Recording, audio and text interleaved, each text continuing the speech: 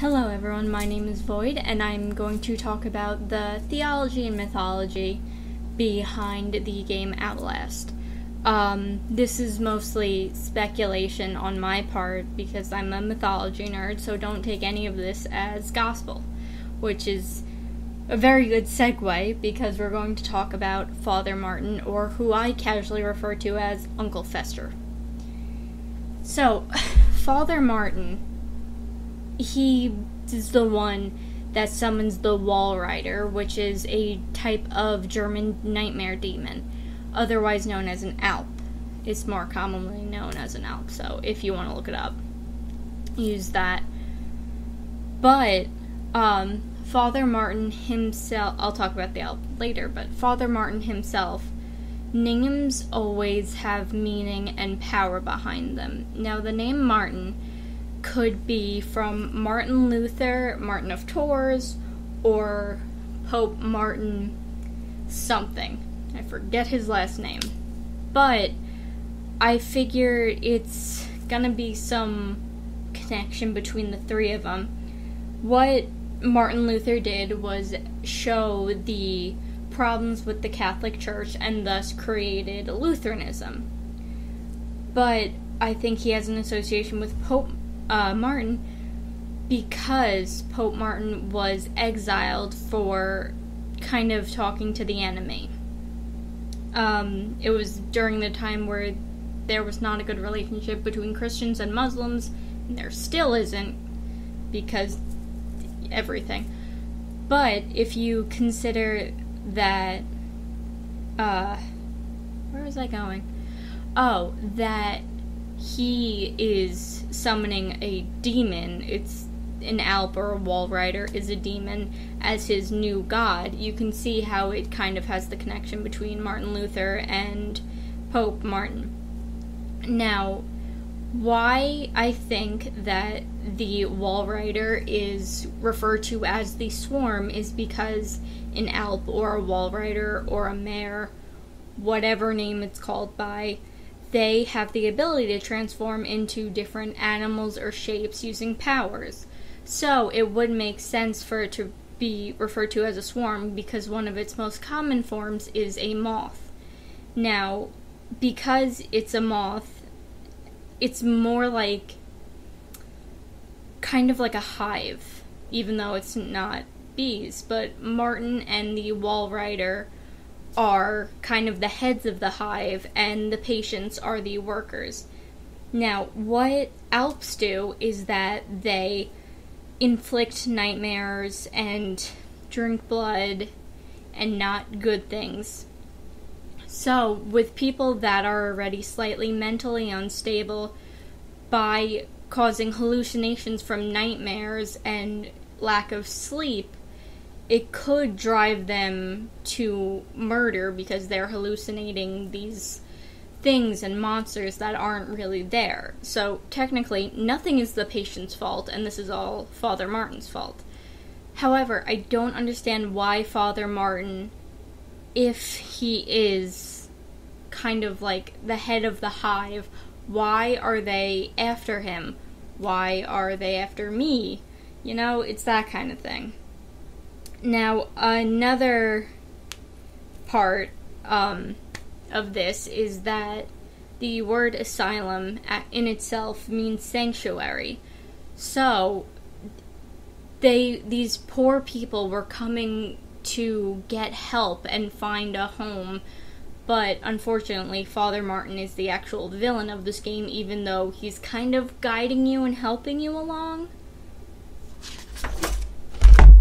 Also, if you look carefully, you'll see a lot of blood smeared on walls, but sometimes there'll be words associated with it. This does come from a biblical tradition where a Persian king witnessed a severed invisible hand writing on the wall, warning him that the end of his kingdom was coming because he was going to go to war soon or the next day, something like that. And he ended up not listening to the writing on the wall as a prophecy of doom, which he should have. Now, a lot of times in this game I've noticed when there is writing on the wall, when there's writing on the wall, it's saying an enemy is gonna pop up behind you or next to you, or this is leading into a more dangerous transition, which is really, really clever.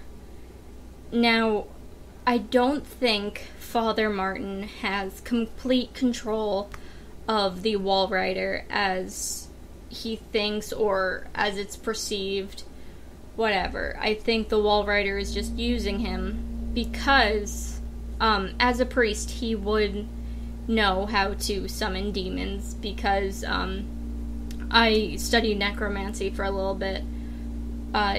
Demons can stereotypically be summoned by using the true name of God in the Kabbalah, which is Hebrew, because it's the true language.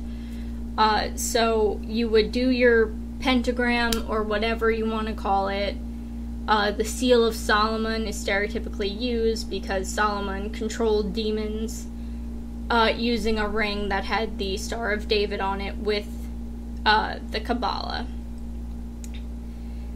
Now, because, he is a priest, he would know this.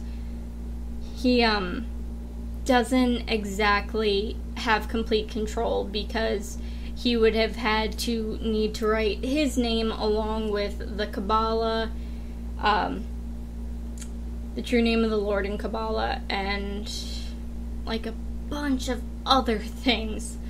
So I think the wall writer is just using him for now. I'm not sure what the wall writer is after, but it really is just a chaotic entity that has no purpose other than to cause nightmares and drink blood and live through all this terrible crap.